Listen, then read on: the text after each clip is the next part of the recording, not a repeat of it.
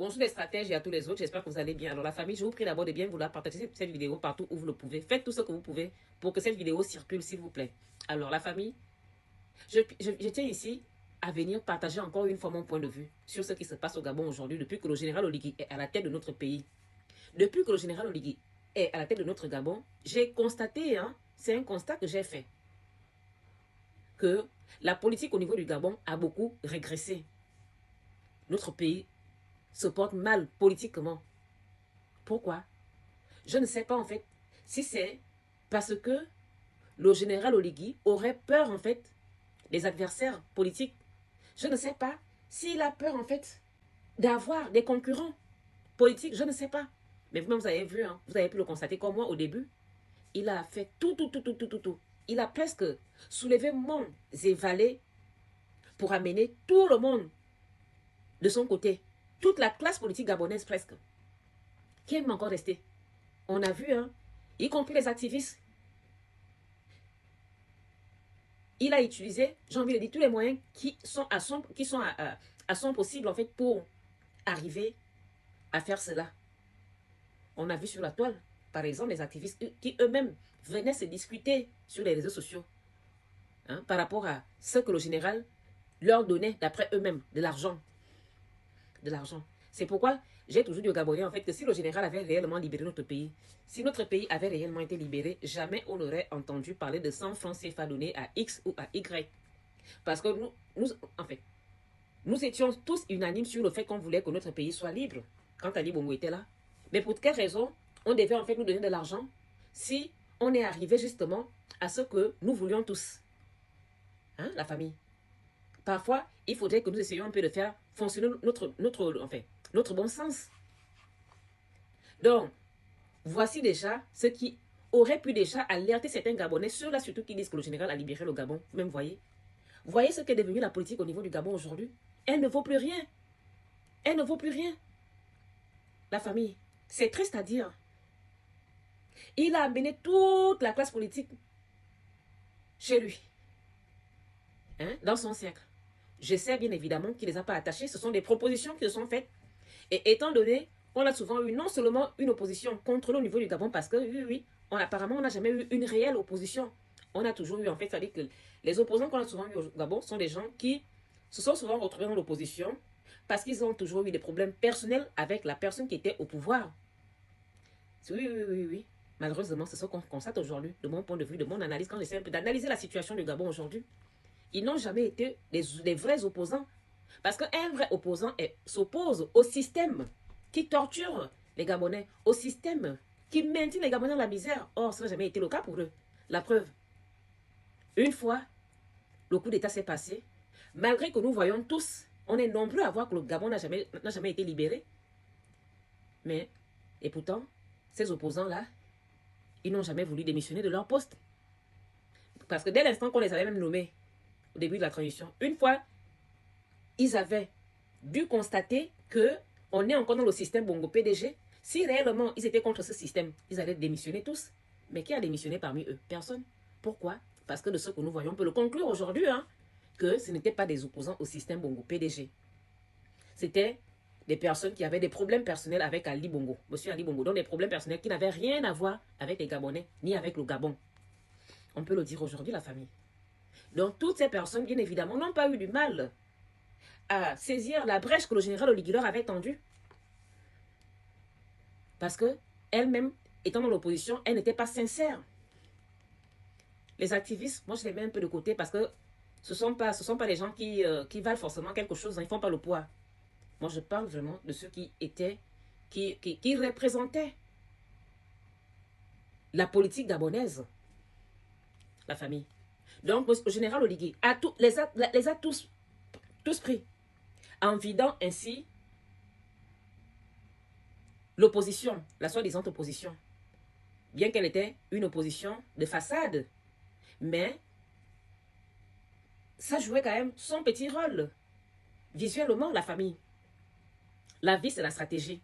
Ça permettait quand même d'entretenir, comment on appelle, un certain équilibre, la famille. Politiquement. Évidemment, cette opposition était remplie, comme je viens de le dire, des mauvaises personnes. Mais on dit que c'est à force de forger qu'on devient forgeron. Avec la grâce de Dieu, bah, il aurait pu faire que d'autres personnes arrivent. Hein, au fur et à mesure, vous savez que la vie, c'est le relais. Au fur et à mesure, d'autres personnes viennent, les gens vieillissent, d'autres grandissent, ainsi de suite. Donc, les gens se remplacent. C'est comme ça. Comme avant, ces marmailleurs qui sont venus miner un certain temps l'opposition à l'époque de M. Ali Bongola. Avant eux, on a quand même eu des vrais opposants. C'est vrai qu'il y en a qui ont trahi, mais leur départ était quand même assez bien. Leur départ était vrai. C'est vrai que par la suite, ils ont trahi. Je ne vais pas les énumérer ici parce que je n'ai pas envie de faire l'amalgame. Parce que les Gabonais aiment trop entendre qu'on a dit telle ou telle chaussure, telle personne. Moi, ce n'est pas mon but. Moi, ce qui compte, c'est le Gabon. Donc, dire des méchancetés sur X ou Y ne m'intéresse pas. Mais je fais un constat désolant, la famille. Constat pathétique pour le Gabon. Politiquement, sachant que c'est la politique qui gère ce monde, qu'on le veuille ou pas. C'est pourquoi je ris souvent quand je vois souvent certaines personnes dire oh, moi je ne m'occupe pas des questions politiques. Tu t'occupes pas des questions politiques. Tu t'occupes de quoi? Tu t'occupes de quoi alors? Et pourquoi tu boudes souvent quand tu entends qu'on a augmenté les prix des produits? Comme tu as envie de vivre comme un bébé. Tu as envie de vivre comme quelqu'un de naïf. La famille. Notre pays va très très mal. Le général Oligui, je ne sais pas s'il a peur des adversaires. Il a peur de la concurrence. Ce que je vois, le général Oligui a peur de la concurrence. Comme la vie, c'est la stratégie, c'est pourquoi une fois il est arrivé, il s'est dit, pour éviter que je sois confronté, je sois obligé de devoir en fait me battre politiquement avec quelqu'un qui potentiellement pourrait être mieux que moi, vaut mieux que je fasse déjà tout, d'amener tous les politiciens de mon côté, même la société civile, les activistes, la majorité. J'amène tout le monde et comme ça, j'essaie de créer ce qui peut être appelé aujourd'hui comme étant parti unique, hein, parce qu'on on peut le dire aujourd'hui que le Gabon est redevenu en fait comme un pays qui n'a pas encore connu la démocratie. Parce qu'un pays démocratique est un pays qui a plusieurs partis politiques, la famille. Mais quand on voit un peu le visage politique, le visage de la politique gabonaise aujourd'hui, il y a quel parti politique encore, hein? Les petits poussins là ne sont pas des partis politiques pour moi en fait, la famille. Ce ne sont pas des partis politiques pour moi. Des petits partis qui pour la plupart sont des arrangements, sont des stratégies pour faire un semblant de démocratie. Pour faire croire en fait qu'on n'est pas reparti au parti unique. Ce ne sont pas des partis politiques. Regardez comment même les législatives se passent. C'est pourquoi je n'ai pas envie de me mêler de ces législatives-là. Parce que, franchement, ça fait mal au cœur ce qu'est devenu notre pays. Et certains continuent de dire que le Gabon a été libéré. C'est ça la libération? Faire que notre pays régresse? Pendant que le monde est en pleine turbulence, les autres sont en train de faire le nécessaire pour faire évoluer, pour faire avancer, pour protéger leur pays. Et nous, au niveau du Gabon, qu'est-ce qu'on fait? On fragilise notre pays. On fragilise ce qui doit nous amener à mieux positionner notre pays. On fragilise. Parce que dans un pays, en fait, la politique, malheureusement, est devenue, en fait, le nerf central. Le nerf névralgique, la famille. Dans la politique au niveau du monde aujourd'hui, qu'on le veuille ou pas. Donc, si celle-ci, dans un pays, regresse, comment ce pays peut aller mieux? Ce n'est pas possible. Donc, apparemment, le général Oligui a peur de la concurrence. C'est ce que je vois là. Hein? Monsieur le général, même monsieur Ali Bongo Ondimba n'avait pas peur de la concurrence. Il n'avait pas peur des adversaires, d'avoir des adversaires politiques comme le général Oligui a peur. La seule que je vois, le général Oligui a peur d'avoir des adversaires politiques. C'est pourquoi, parce que la vie, c'est la stratégie. Il a stratégie comment on fait tout pour amener tout le monde de son côté, toute la classe politique. Et comme le Gabon, c'est le pays des mangeurs. Le pays des mangeurs, le pays où la plupart utilisent les mots du Gabon juste pour bien se faire voir, pour que demain, après-demain, on puisse les pêcher, comme on pêche les poissons dans l'eau, et les amener à la soupe. Hein? Aller boire la soupe, manger la soupe, comme l'avait dit monsieur Marc Onaï Sangui, que quand il s'adressait à ses parents du Wellington, que le général, maintenant ils ont attrapé le silure, que le général Oligui serait le silure en question de ce qu'on avait compris, et que comme ils ont attrapé le silure, ils ont pêché le silure, donc ils doivent bien attraper le silure pour que le silure ne glisse pas, pour que le silure ne parte plus ailleurs. Donc, notre pays est le pays des personnes qui ne voient que leur petite personne et qui ne pensent pas à l'intérêt général, qui ne pensent pas au Gabon qui leur donne tout. Ce sont les gens qui ne gagnent rien au Gabon qui se battent pour que notre pays retrouve ses lettres de noblesse. Mais ceux qui bénéficient des richesses de tous les Gabonais, des richesses qui devraient bénéficier à nous tous Gabonais, ce sont tous les premiers à trahir notre nation. Et sans honte, ils se permettent d'aller par-ci, par-là, dire haut et fort qu'ils ont libéré le Gabon, que le Gabon a été libéré, on a libéré, le général a libéré le Gabon, sans compter lui-même qui le dit aussi jusqu'à mettre dans notre constitution que le 30 août, le Gabon avait été libéré, alors que notre pays n'a jamais été libéré, puisqu'on est toujours dans le système Bongo PDG. Cette branche des mondialistes, la famille. Cette branche des mondialistes, ceux qui me suivent, je pense que vous connaissez déjà un peu, qui sont ces gens-là, les mondialistes? Et le système Bongo dans lequel on est là est une branche de ça. Ceux-là qui veulent détruire tout ce que Dieu a créé, les mondialistes. Et le système Bongo est une branche de ça. Et nous, on est encore dans ça aujourd'hui. Le général dit qu'il est venu libérer le Gabon et pourtant, il n'a jamais voulu couper la tête de ces serpents.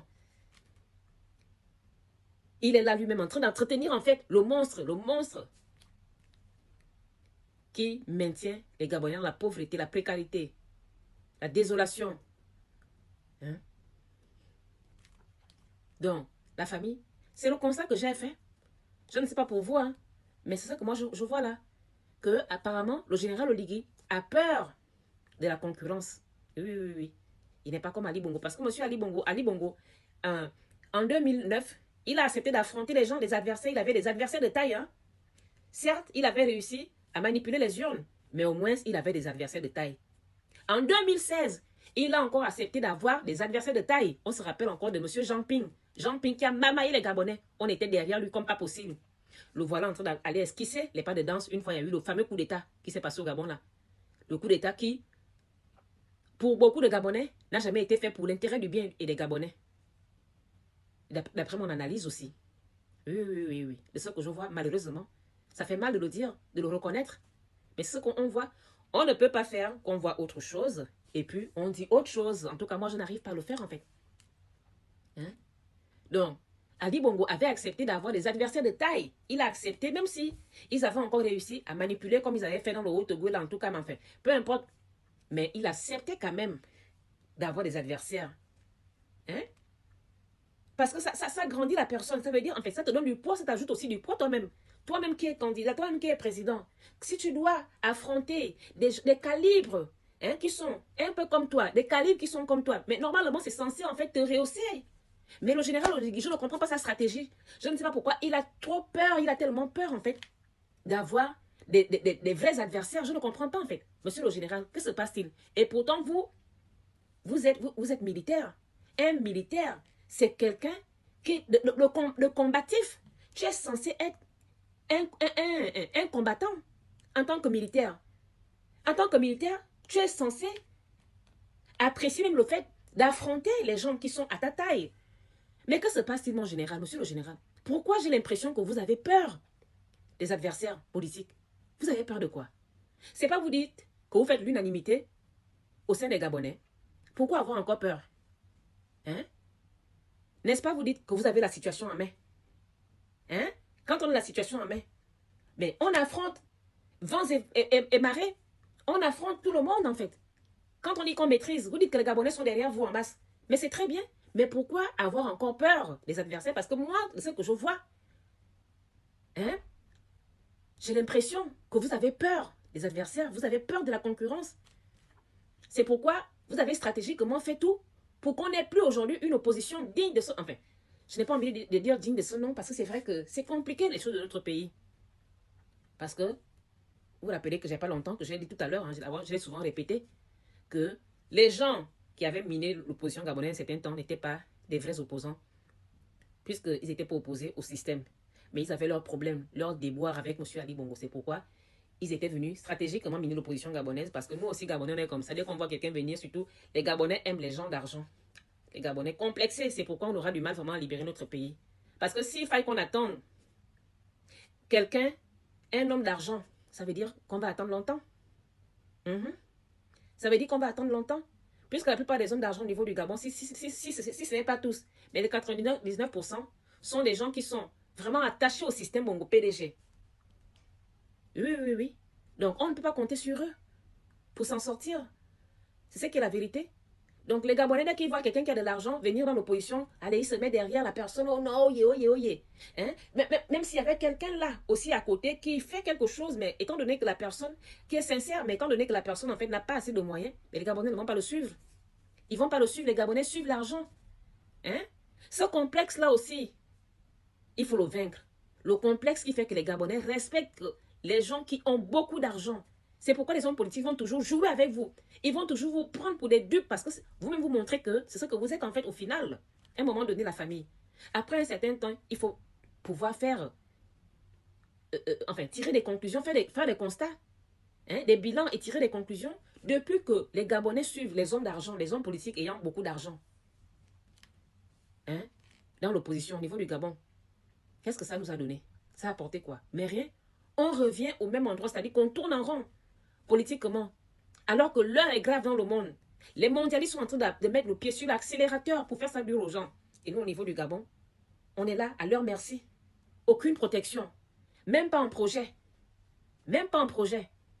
Parce que le général Oligui, là où il est là, même si j'ai envie de dire qu'il faut continuer à l'interpeller pour qu'il libère réellement notre pays, mais de notre côté, quand je vois sa façon de fonctionner, je me dis que non, cet homme ne veut pas que notre pays soit libéré.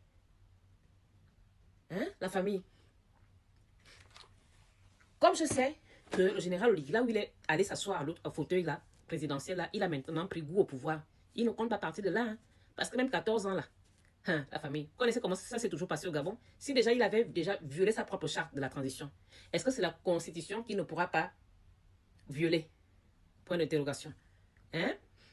Donc, c'est fort probable qu'après 2 ans de mandat, donc après 14 ans, qu'il tripatouille en fait encore, qu'il manipule encore la Constitution pour se maintenir encore une fois au pouvoir. C'est pourquoi je me dis qu'il vaut mieux continuer à l'interpeller, monsieur le général. Si vous parlez de la libération du Gabon, ça veut dire que vous êtes conscient que notre pays est attaché quelque part. Donc, vous pouvez le libérer, vous pouvez encore libérer notre pays. Parce que notre pays va mal. On ne peut pas continuer comme ça. Et ce ne sont pas les soi-disant constructions que vous faites qui vont nous faire oublier ce que nous voyons là, qui vont nous faire en fait négliger ce qui se passe au Gabon aujourd'hui de pathétique. C'est triste, monsieur le général. Bongondi Balusson Vivant avait dit, Dieu ne vous n'avez pas de nos PDG le droit de faire ce qu'ils sont en train de faire du Gabon et que Dieu les regardait. Merci pour ceux qui vont partager cette vidéo.